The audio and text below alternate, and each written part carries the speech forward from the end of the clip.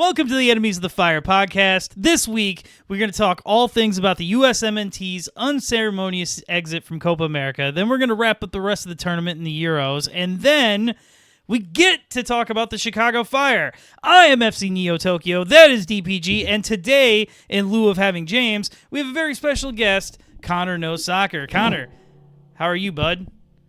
I'm doing good, guys. Excellent. Go ahead. Talk over us, my man. That's the way here. Ready to voice my frustrations when it comes to the current state of the nation.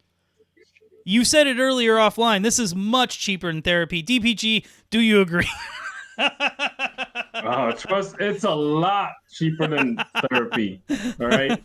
This feels like kind of like I was gonna say a bad first date, but this kind of feels like your girlfriend broke up with you kind of sort of situation. Oh yeah, it's awful. It's just to let everyone know, the U.S. has crashed out of the Copa America, and we're all pissed off about it. And so, Yeah.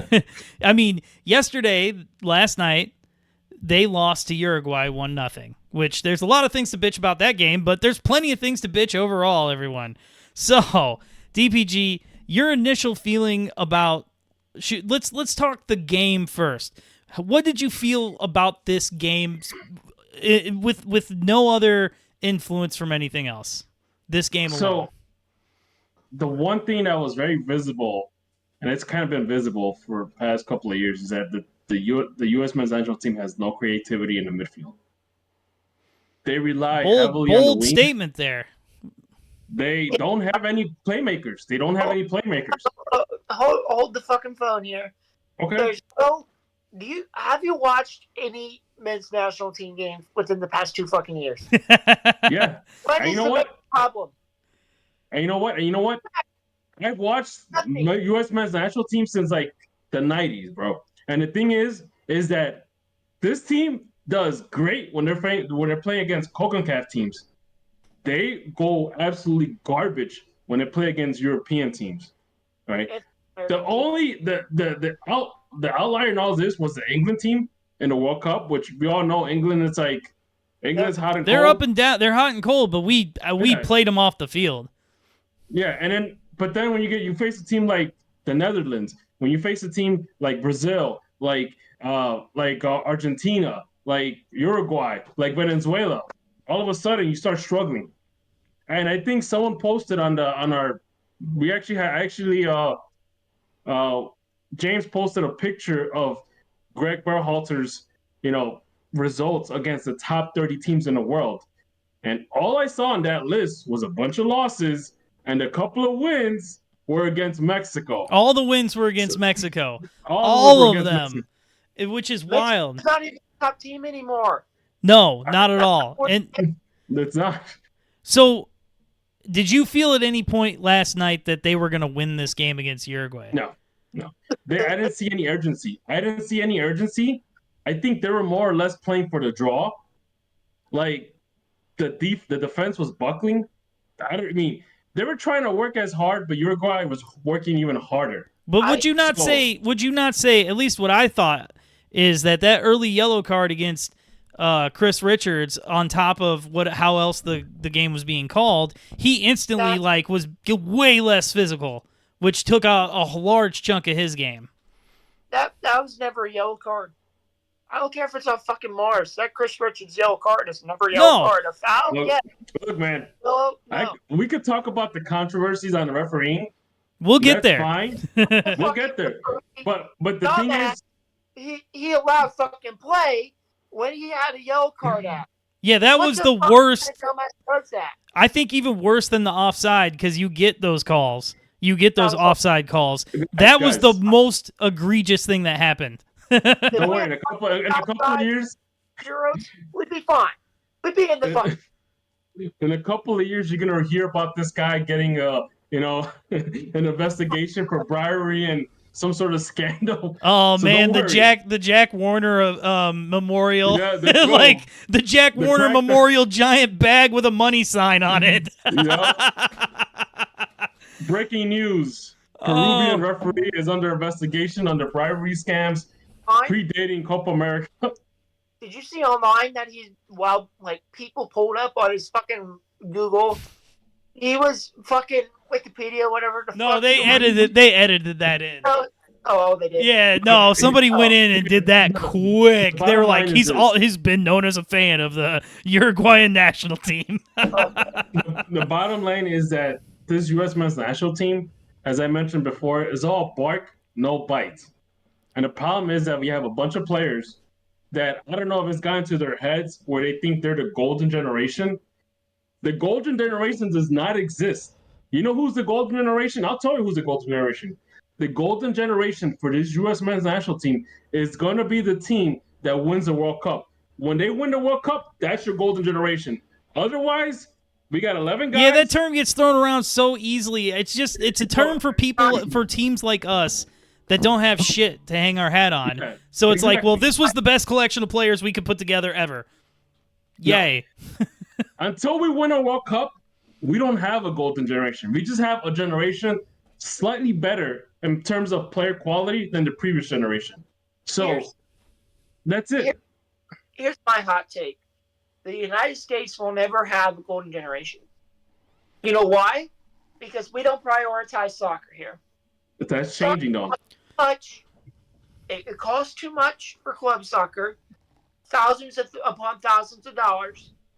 Most people can't fucking afford that unless you live in gated fucking communities and you're a lawyer. Your wife's a fucking surgeon. Okay? Nobody can afford that. And I see this amongst other sports too. Yeah. Well, wait, hold on. Before you go any further, though, like, Go ahead. are we not the best in the world, quote unquote, at a multitude of things at the Olympics? We are. And the thing is, we have 350 million people that live in the U.S.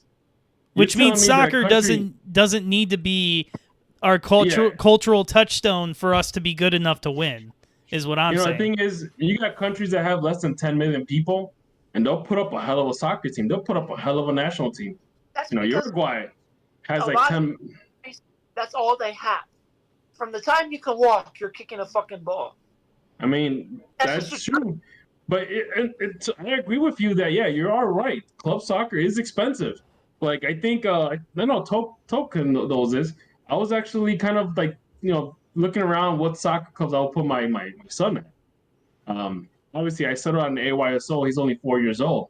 But later on, if he likes it, then it's a real conversation. Then it's a real conversation where is it worth spending $1,000 a year for 2 seasons of Pee Wee soccer? Have you ever heard of a reverse mortgage, DPG?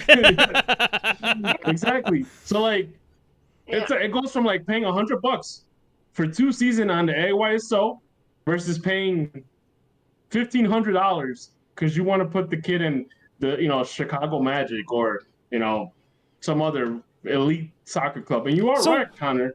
It's a business. So wait, Connor, to your point, you don't think the U.S. can ever create a golden generation, which I don't necessarily disagree, but I will say this. I personally feel like there's enough people in this country. It doesn't need to be our cultural fabric for us to win. Now, Right. I want to touch on this. Do we or do we not feel like that we currently have a batch of players good enough to win games against the likes of Uruguay? Yes. That's I agree. On paper, they do. On paper, they do. But when you put the product on the field, Uruguay had guys that played in Liverpool and had guys that played in LAFC. That's how the mixed bag of players that they had. So the fact that they can make it work with that combination, and we cannot make it work with our whole European-based squad, says a lot. I wish that the men's team can look at what made the women's team successful for so many years. That's easy. Copy and paste their formula that they use. I'm not joking. No, I mean, it's coaching, right? We had the greatest coaches in the world on the women's side. And they went out and hired Emma fucking Hayes from Chelsea, one of the best women's teams in the fucking world. Who did the man retire? Greg fucking Berhalter. Which So, is I think one of the comments we received a couple of weeks ago, someone said, despite the fact that the U.S. Soccer Federation used AI, use all think tanks, they use all their analysts, the best they could come up with was Greg Berhalter as an. well, so obviously there was a hell of a lot of refereeing controversies for the singular game. We feel aggrieved by the second game against Panama because of Tim Weah's red card, and that was pretty dumb, but I still think you should be able to beat Panama with 10 men. Add something else too, though. What's that? Add something else. So ESPN, I don't know, I saw this on my YouTube feed. ESPN actually posted a picture of Greg Berhalter telling the players right before the Uruguay goal that, hey, don't worry, guys, they're tied 1-1 in the other game. Like, dude, if you're relying on other results to make it happen, it's like you're going back to that 2017 mentality with Bruce Arena coaching that disastrous national team. That's what you're going back to. When I saw you do this, when I saw that do that, I was like, that's it. This guy's not serious. He's not serious. He doesn't want to win. He's hoping for results to go his way. Like, why is he there? Are we going to win the game, or are we going to waste our time? It's literally insane. We've lost Konor, by the way. He I'm sure he'll be back. But no, it's literally insane. The thing that's getting me the most pissed off, like the thing that I'm most mad about with this team is 2022 we qualified, okay? We got that ghost. We got into the tournament. We were playing with house money. We played well. We didn't win a lot, but we played well. This was our coming out party. Yep. This was our coming out party of like, we're fucking awesome. And watch out when World Cup comes. And then we're a contender by the World Cup. That's what was supposed to happen. And they literally took a guy marred in controversy whose contract had expired. They didn't even have to pay him to leave. Nope. And they rehired him. And and we, the first go around, I hated the hire. But it's like, it's the men's national team, whatever. They hired him. Let's see what happens. And we got. What makes it so bad now, though? What? That Jesse Marsh Canada's team actually went to the next round. Yep. Jesse Marsh's Canada's team is in the next round with, 4 days of having a new coach. You know what I mean? Konor, welcome back. I don't know if. The crazy. Oh, go ahead. The crazy part is Jesse Marsh really wanted the United States job. Yeah, he wanted it. He wanted it. He waited for it. He was waiting for it. Yeah, he turned down a bunch of terrible European jobs that most everybody else in his position would have taken just to wait for the U.S. job, and this was, I don't know if you heard, Konor, but this was our coming out party, and that's what I'm pissed, because we were supposed to put our stamp on life. I love those pajama pants, and we... Oh man. So what went wrong? Because I goddamn sure as hell better not hear anyone say that we got to give Greg, like, I do not want Tim Weah or that ref from last night to be the reason why we got bounced. Like you like this was the tournament we were supposed to win these games. Like, everybody came into the tournament like, okay, win the first two because you're going to lose against Uruguay. It's like, why do you expect that? Where we want to be, we expect to at least it be a coin flip, right? But if you win we went into the tournament with loser mentality. There's tons of reasons why, that's your point.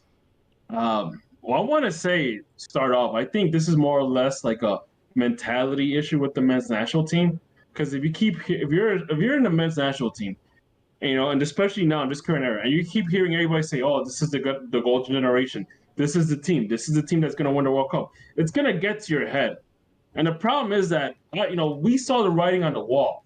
A lot of these players haven't had a lot of playing time in the European teams. A lot of these players are struggling to get minutes, and a lot of times it almost seems like they don't have the drive. Like, they've gotten a little bit lazy. It's just... I don't know.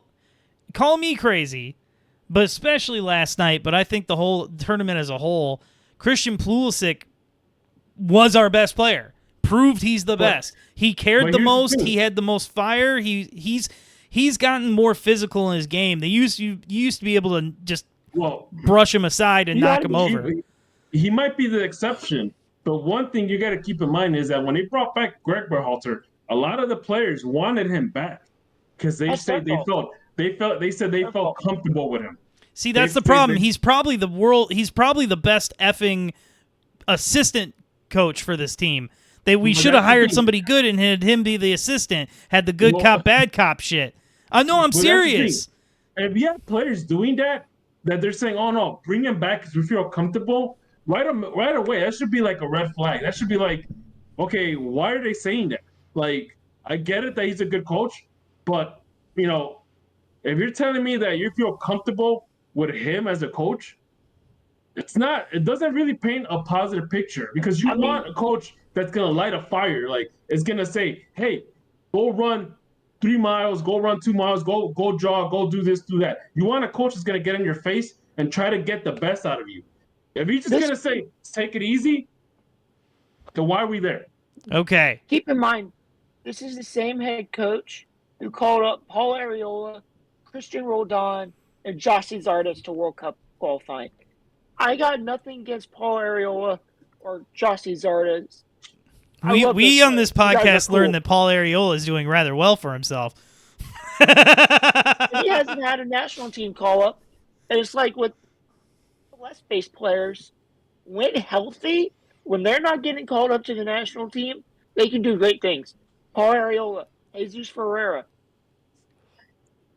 Andre Yedlin. They're serviceable players. They're like any of those players. I would freak out if the Fire signed them. I'd be like, hell yeah! But to me, they're bench players on the USMNT national team. Yeah, it's Acosta done this season for the Chicago Fire. Well, I mean, I was excited about him, but I mean, what has he done? It doesn't matter. People come here to die inside. Yeah, people slowly come here to die. People come here to die. But what I'm trying to say is this: those guys that you mentioned. Yeah, you're right. They're great MLS players. I would have them on the bench on the USMNT national team. That would be like my last resort type of situation. I wouldn't necessarily put them on the starting 11. Well, hold on, Connor. What did you think about this whole comfort thing? Because I kind of have a different take than DPG on this. Adam said about him, and it's not just about football. To me, I looked at that and said, okay, problem here. The head coach is supposed to be pushing you to get better. And I'm going to use a hockey thing here. The last head coach, players about anything outside of hockey and about their families, got fired before the season. I'm looking at you, Columbus Blue Jackets, at your dumpster fire of an organization. Hey, but you're right. You want a head coach that's gonna like literally scream at you to freaking hustle. Like, hey, pick up the pace. Hey, you're letting that guy get away. What are you doing? Well, but I will say this. This team of young players needed to be coddled for a little while, and now I think they need to be pushed. I actually think there's a time and place for all of it. You do need. Yeah, go ahead. So to add on to your point, when you look at what Wilfred Nancy has built in Columbus over the past year, that's like something we need with the national team. We need that head coach who's gonna push players when they need to be pushed, and cuddle them when they need to be cuddled. There's a time and a place for that. You're absolutely right. I honestly think if you're gonna coddle the player, say, "Hey, welcome to the USMNT national camp. Welcome. You have a great time. Now let's get to work." And have that serious. Be afraid. You need to have a USMNT national team head coach that's not afraid not to call up a player if they're doing bad and have that conversation with them afterwards. Well, but hold on. Yunus Musa and Timothy Weah. Now, bad example. We all know how I feel about Tim Weah, and we know what just happened. We're not talking about that. But don't they normally come in and smash it every time they come in, but they're not playing as much at their clubs. You need to bring that same level of intensity across the club and the national team. It doesn't work just one way or another. Because you can have great club players, but then you can have crappy national team players. So you need to have the same level of intensity. It's like saying, hey, does Messi turn off the light when he goes play for Argentina? Does Cristiano Ronaldo turn off the light when he goes play for Portugal? That's the kind of player that you need. You need a guy that's going to play the same no matter what team he's in. All right? Just because you could show up in a national team when you're playing against Mexico, when you're playing against Honduras or Guatemala or Costa Rica, and you look good, doesn't mean that you're going to be able to play that good when you play a team like Uruguay, when Argentina, Germany, all the heavy hitters. And that's the issue. Yeah, go ahead. To add to that point, one of the sayings that Wilfred Nancy says is, respect everyone, fear no one. I think the problem with the current crop team is don't have that level of respect for opponents outside of the region. Yep. Fear them. Yeah, they're not. They're too respectful. You're right. They sit back too far. They're not positive enough in the approach. So I think the right approach is that they're not blue collar enough when they're playing against tough teams. But some of these guys, Weston's pretty tough. De La Torre is pretty tough. Yeah, those guys are tough. That's fine. But when you have one guy that's tough and the other guy that's soft, did you see how tough Tyler Adams is? He gets kicked and he gets the yellow card. But what I'm saying is this: is that, and I've mentioned this before tons of times, that U.S. men's national team, it's not over that hump yet. It's not over to the point of becoming an elite team like the rest of the top European teams like Brazil, Argentina, Uruguay. They're not there yet. Those are South American teams. Europe and South American, though. Yeah.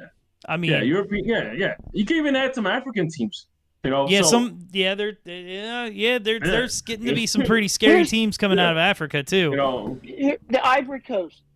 Oh, and you could add Korea. You could add Japan. Tournament. Whole thing. Home soil.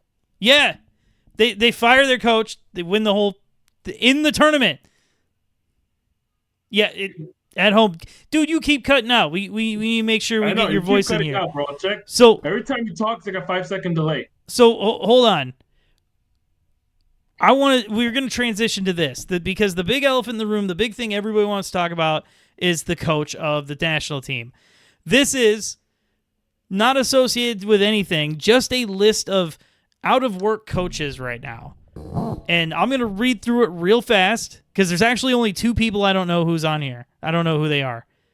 And then we're going to talk about who we actually think might do something here. So we got Pochettino, Joachim Low, Zidane is free, Jurgen Klopp, Thomas War Criminal Tuchel, Xavi, Stefano Poloni, I don't know who that guy is, Allegri, Edin Terzic, which I don't know who he is, David Moyes, and Mauricio Sarri.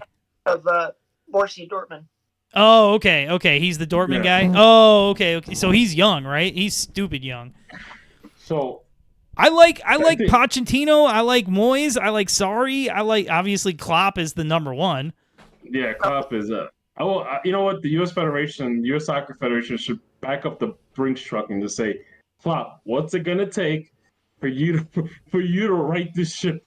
We're about to walk into a disaster in 2026. They should look at Jurgen Klopp and hand him a blank check and say, "Name your price." There you go. Name your price. Wait for him to touch down on U.S. soil and just kidnap him. If we can't pay it now, we'll just work out a plan. We'll pay you for life, yearly payments, like you won the lotto. Dog, do you like the water? Here's South Carolina. Anyway, so honestly, Klopp is number one. It's Yeah. duh. Fuck duh. that's- I honestly believe he could take this team to like a Hey, semifinal in a honestly, World Cup. if the U.S. Soccer Federation were to say, "Hey, we need $1 donations so we can build up a pot to get Klopp," I'll give him $5. I would donate to that Kickstarter or GoFundMe. A lot of people, a name that I keep seeing thrown around is Wilfred Nancy. I wouldn't mind that, No, but I he's wouldn't going to mind that, Europe. but yeah. If he he recently signed a contract extension with Columbus. Oh, Oh, they can't be breaking. MLS hasn't broken contracts. That doesn't mean nothing, but if he were to leave Columbus, he would leave for a French team.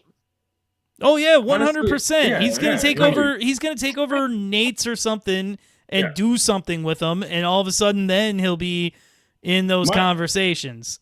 You know what? My thing is, I like Wilfred Nancy. Like, honestly, if the Fire had him, I'll be over the moon. Me and Talk would be over the moon. Oh yeah, But- 100%. But the thing is, in terms of national team, to me, he's kind of like an outlier. Like, he's outside of the, like, my top 10 or whatever. Like, he's a great choice, but not the choice that I would want. I get what you're saying, Connor. But if this man could go to France, could go coach, Nance, like Toke said, and he does things, and he gets, he becomes a French national team head coach. And he that would wins be stuff, that'd be wild. then So by what all what are means, you hearing, Connor? We're Combination of Wilfred Nancy and Kylian Mbappe. I know. Oh, So what are you hearing? Or is he going to France, or is he even interested in a national team gig? There's nothing sustainable. It's all just chatter. Yeah. There's nothing. But I think, if you want my honest opinion, if Columbus were to repeat as MLS Cup champions this year, Wilfred Nancy will say, bye-bye, I'm going to Europe. Yeah. Oh yeah. I mean, that would probably be the best career move. That's like the next step career move. Like try your workout in Europe. And if that could lead to bigger things, like I mentioned, he could coach a League One team, in France, take him to the championship, win the championship, take him to the Champions League final, whatever. And if he gets the French national team job, at that point he's pretty much elite, especially if he wins something. So by all means, like I said, I will love Wilfred Nancy for the Fire. Like, I think me and Togo will go crazy. And right now, at this time and place, we kind of need a proven winner. We need a guy that's Well, do you want to? trenches. Do you think the U.S. can play sorry ball? Well, I mean, they play some sorry ass ball. I mean, I'm not mad at that. I think Moyes is too old. I think if you would have struck 10 years ago, yeah, for sure. Because I still think Moyes. I don't give a shit about Manchester United, but I still bang the drum that David Moyes got a raw deal out there. So, here's my thing. And then we'll probably wrap up this segment. I don't care who the next president is, as long as they deport Greg Berhalter and support him. What are you going to deport him to? Dude, it's legal. They could drone strike him right now if they wanted. Anyway, so what do we think is so as of this moment right now? Just to check in, it's 9:30 at night Central Time on 10:30. July 2nd, and Greg Berhalter still has a job from everything I can tell. I haven't been on Twitter in a hot minute, but do we think that, I mean, we're talking about it as if it's a foregone conclusion. Do they fire Greg Berhalter, and if they do, when? They need to fire him. Well, Come duh. on, they need to fire him. They need to get rid of him as soon as possible. If you want to wait till after the 4th of July, holiday to do it, by all means, do it. But after you fire him, you better get out. You better, bring your Brinks truck, a couple of Brinks truck. You better go to Germany, and you better hound Klopp and tell him, hey, I got 5 of these trucks full with money. How much more do you need for you to coach our team? That's that's how the situation is, because you need to prepare this team. In about 2 years, they're going to be playing a World Cup in home soil. So I don't like how they're using the equal pay initiative to act poor when looking for a coach. By the way, that's a really bad look, and I hate it. It makes you look soft. Like, Well, the women's team can go out and spend money on a coach. What's keeping the men's team from doing it? Yeah. So my thing is, you need to act now. Like sometimes. Do we see it at the end of the week? Does it happen after the end of the tournament? I want to say at the end of the week. Like honestly, I'm kind of shocked it didn't happen last night. It has to happen at least at the end of the week, because you need a guy that's going to come in. When you bring in a new head coach, chances are he's going to bring his own analysts. He's going to bring his trainers. He's going to have all, he probably has his own scouting setup. He probably has coaches that go scout players in Europe. You need a guy that needs to hit the ground running, and not a lot of guys can do that. Klopp is like the best option you can go with. The man has a proven track record. He's worked miracles.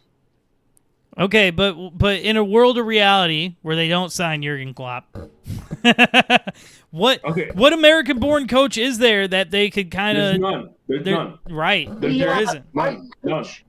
None. You have none. Former Jesse, the only guy that was coach got him promoted. Who? The only coach. Hold on. Who? Can't think of his name, but he's American. Coaches Brighton now. Helped St. Pauli get promoted. Oh, was he at Stuttgart for a while? God, I can't think of his name, but I know who you're talking about. German-American coach. But here, listen up. Before we get all crazy with naming coaches, first, this cannot be like somebody's pet project, like somebody's first gig. This has to be like plug and play. Like you don't want to see what Caleb Porter can do? Absolutely not. I don't want some club coach to come in and experiment. All right, we don't need that right now. You need a guy that knows what he's doing. You need a guy that's gonna bring in his system here.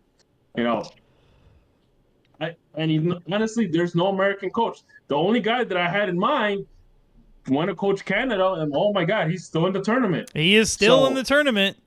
Maybe Canada will be mad with the results and fire him, and we'll get a chance. Yeah, and we'll see him in 2026. Don't worry. So. All right. Well, listen, I think we've talked this to death. Yeah. We will have an emergency podcast if they fire him, because we'll have to party. Connor, pimp yourself. Connor, this is Konor Knows Soccer. Did you know that? Connor, tell us what all you do. Let's see. I have a Twitter account, which in the bio it says I tweet about the crew a lot, which is true. I have a semi-inactive YouTube channel that I'm hoping to get more active on. As we get moved to a permanent residence, and the podcast idea, the On the Touchline idea, is still in the works. Again, gotta wait till I get in a permanent residence. That makes sense. To get all this shit done. All right. Oh shit! What's the other podcast?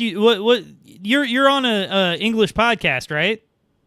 Yes. So it is called The Volley, over on a network called SJP World Media. Okay, check that out. Check Connor out. Check everything he's doing. This kid's everywhere. And I'm there. I'm every fucking where. Anyway, Connor, thanks a lot for coming by, and after the break, we will be back to talk all sorts of Copa America and Euros. So, yay.